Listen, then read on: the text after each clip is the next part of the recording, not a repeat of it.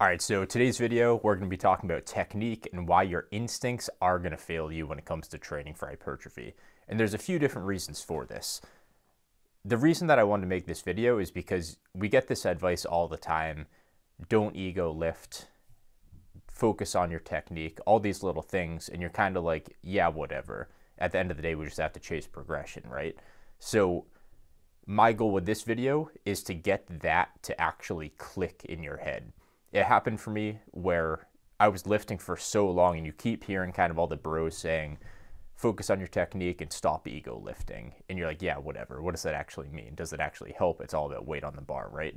So what I want to talk about today is what your instincts actually are in the gym within a given set, within a given rep within that set, and how to actually understand and override what your instincts are. The first example that I'm going to go into today is technique for powerlifting. And this is basically what powerlifting is choosing the path of least resistance, which is pretty instinctual because that's what we just naturally do as humans. You're chasing a number, you're chasing a weight on the bar, and the best way to move that and to maximally move weight is to pick the path of least resistance, which is pretty instinctual. And of course, there's cues that are beneficial for powerlifting. You do have to practice technique, and you have to practice being able to move in that path of least resistance. But it's pretty instinctual, and you don't have to go against the grain. It kind of fits naturally. At the end of the day, if we're all lifting and we're not really sure and we're not conscious and paying attention to our technique, we're naturally going to treat each lift in the same way that powerlifters view their big three.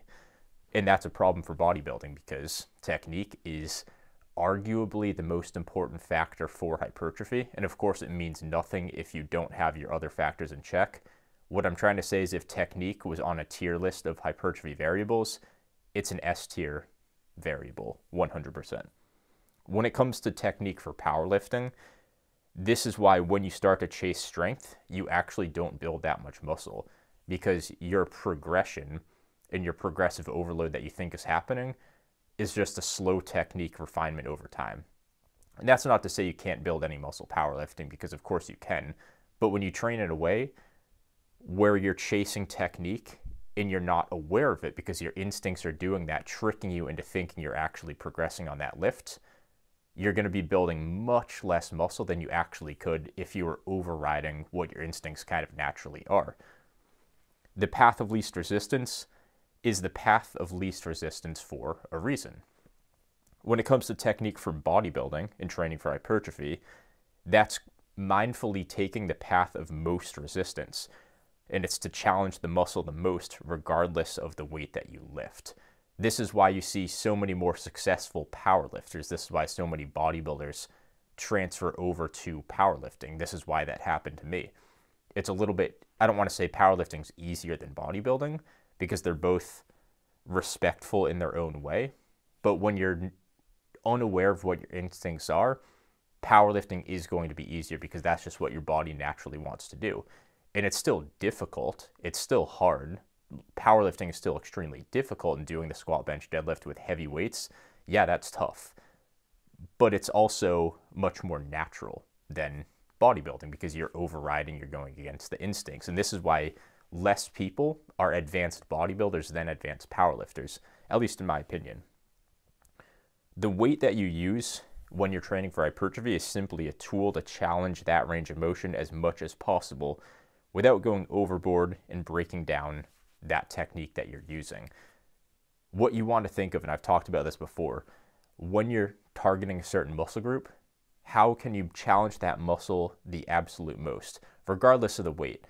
What is the strength curve you're looking for? What's the range of motion you're looking for? What's the rep range you're looking for? And how does that set look perfect when you're not paying attention to the weight and you blur out the weight? What's the best way to target that muscle? What's the best technique, proximity to failure, etc. to use? And then you want to pick the weight that challenges that as much as you possibly can without going overboard and breaking down that technique. That's the best way to choose the weight that you're using because that's going to give you the most stimulus. When you get the most stimulus and you get the most growth out of a session, a week, a month of training, that's when actual progression starts to happen. Your body naturally wants to take the path of least resistance, so you actively have to fight your instincts to kick the muscle while it's down, even when help is nearby. The best lift I can think of for this, the Platz squat, that's a great one. Same with the JM press. You look at something like the Platz squat, it's arguably the most awkward lift for hypertrophy because you're putting yourself in such an awkward, almost like helpless feeling position. Anybody that's trained Platz squats or a quad biased squat where you have the ability to cheat the weight up with your back and your hips, you know that helpless feeling, especially when you've been doing them for a while and you kind of have your technique down. It's the strangest thing because you can have your quads brushing up against failure, but your glutes and your back are still entirely fresh. So your instincts want to give your quads a break and start to take over with your hips and with your back, but your goal is to train your quads. And when you're not aware of your body seeking the path of least resistance, that's when you start to get a little bit less growth from each session. And if you start off on a lift strict and over time you start to cheat a little bit more and more because you can tap into those reserves of the other muscle groups, that's when you can trick yourself into thinking you're progressing, which is something I'd call artificial progressive overload. So I don't just want to talk about it in this video. I'm actually going to show you guys an example within some Platz squats. So I got my squat shorts on, I got my squat shoes on. Let's head over to the rack. So the set that I want to go through right now is going to be an example of sticking with a quad biased Platz squat and then the instinct to start to cheat on that movement, start to use my hips. I want to show you guys an example of finishing the set with my instincts versus finishing the set with consciously overriding my instincts, going into a quad biased form, even when it feels pretty unnatural. So when you start the movement, obviously everything's going to be starting good. So start off, get on my plates. So the first few reps are going to look good because you're fresh. So you can kind of go down, bias my quads. Like that's pretty easy, especially if you're doing high reps. The first few are always going to be simple. The closer that you get to failure, the more you're going to want to cheat. So every rep that you get closer to failure, your quads are going to be giving out that much more. And like I said, the tough part with this is that my back and my hips are still fresh. And my mind wants to start using those and tapping into those reserves. So my goal is to override that. So as the set gets more difficult and I kind of hit that sticking point with my quads and I feel like I'm going to fail, the tough part is you're probably not. You're going to hit that sticking point at least in the last few reps. So what you're going to instinctively do is kind of start to do this. So pay attention to my knees and my hips. So you're going to shoot the knees back and start to use your hips a little bit more.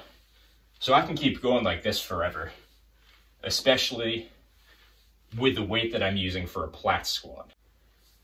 And the issue with that technique, especially towards the end of the set there, is I'm actually shying away from muscular failure.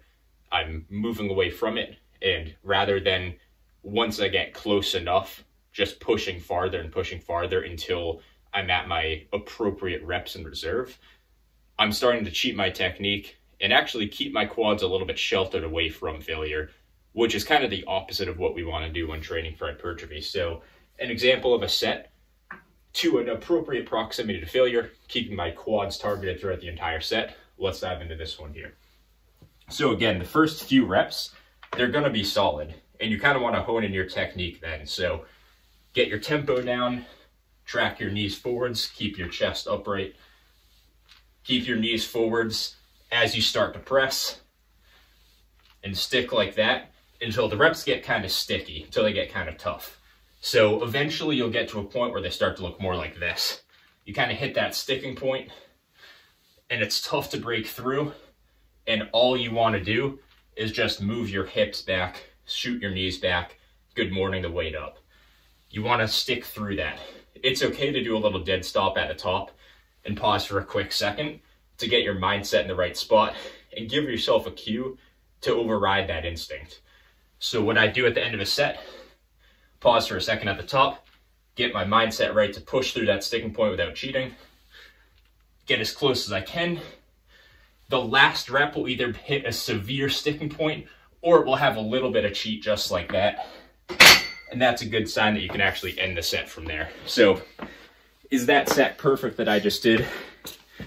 No, of course not, because it's not actually enough weight to challenge me. But it should look something a little bit like that. And yeah, that's kind of the goal with these flat squats. To conclude the video, the takeaway that I want you guys to take from this is expose your weaknesses, override your instincts, find ways to do this within your own training. The reason why so many people have lopsided physiques, and the reason why so many powerlifters have small arms and so many bodybuilders have maybe big biceps and small triceps, or big hamstrings and small quads, the reason for this is because we have different builds that are suited for different lifts and different muscle groups. When you don't know how to override your instincts and expose those weak muscles, they're never going to be fixed. And this is how you avoid a lopsided physique. For myself, I'm hip dominant, I'm back dominant. I can deadlift a shit ton of weight naturally. It doesn't take much effort because I'm built for that. But when it comes to something like squats or even an upper body push, stuff like this doesn't come naturally to me because I'm not built for it. So if I don't understand how to expose my weaknesses and override my instincts, I never would have had big quads. I never would have had a big chest or triceps. And it's overriding my instincts, exposing my weaknesses, and chasing stimulus instead of performance. That is the key, and that's the secret that allowed me to surpass those kind of like limits that my body would have given to me if I wasn't aware of them. That's what I want to leave the video at that. If you have any questions or anything, let me know in the comments. And yeah, I hope this helped.